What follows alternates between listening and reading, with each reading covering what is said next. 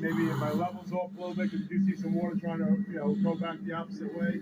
But it should be going all in one direction, going from the header into the equalizer. We'll take it off. So again, when you see up here, dry steam still, right? I'm pretty sloppy right now in my header. I'm getting a lot of water. And remember, if you get water in the header, you're reducing the size. So I don't know if this 4-inch pipe probably. Now I'm 3-inch pipe because I got an inch of water in my header. I just reduced it. So now I'm going to get more turbulent, more velocity. But I'm still pretty dry going up here. I got a little bit, you see a little bit of condensate getting up in there. So it's still pretty dry. Now, I can try to simulate a building by closing the ball valve down a little bit. That's going to calm it like that. Reach the boiling point. And you reduce the boiler temperature. Something else.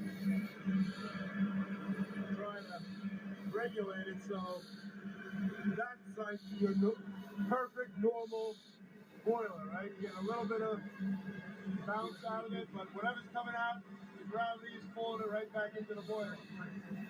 It's a little dry up here.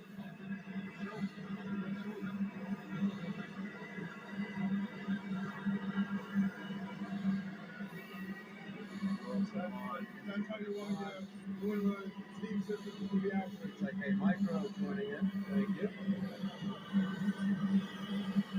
Colin burner.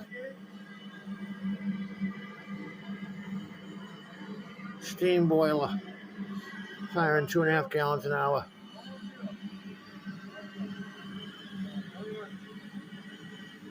Awesome demonstration. Yeah, right now I just closed it. Steam's very violent. We're still full of